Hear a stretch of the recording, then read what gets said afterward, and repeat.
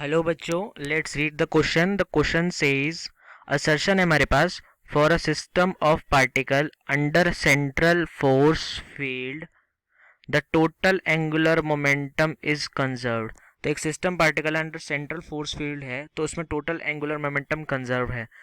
तो इसका रीजन क्या है? The torque acting on such system is zero. तो टॉर्क उस सिस्टम पे जीरो होगा। तो इस क्वेश्चन का जो की कंसेप्ट है, क्वेश्चन का जो की कंसेप्ट है वो कंसेप्ट है under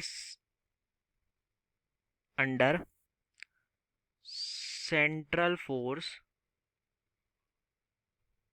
under central force field force act along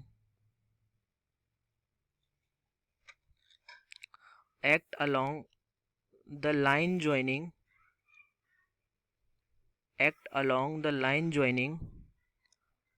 the bodies so it does not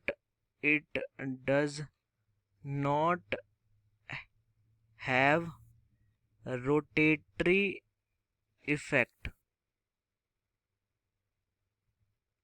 अगर सेंट्रल फोर्स फील्ड है तो force act along the line joining है बॉडी पे, तो इस पे कोई रोटेटरी इफेक्ट नहीं लगेगा। तो डेट इज रोटेटरी इफेक्ट नहीं लगेगा, तो डेट इज तो बॉडी पे नेट टॉर्क जीरो हो जाएगा। तो बॉडी पे टॉर्क कितना हो जाएगा? जीरो हो जाएगा। Torque is zero.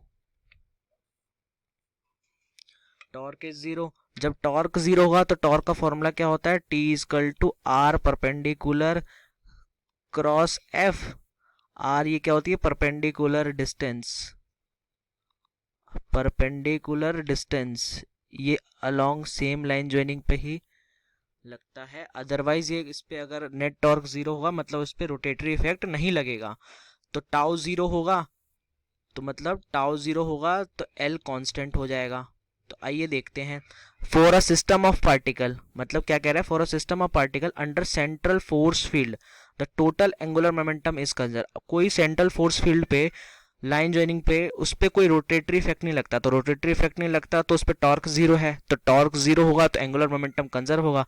तो रीजन भी सही है, असर्शन भी सही है, और रीजन जो है वो करेक्ट एक्सप्लेनेशन है, क्योंकि एंगुलर मोमेंटम जब ही कंजर्व होता है जब टॉर्क जीरो होता है। ठीक है, तो इसका आंसर क्या हुआ? Option number A. Answer option number A, assertion is correct and reason is a correct explanation of assertion। तो hope you understood it well. Best of luck।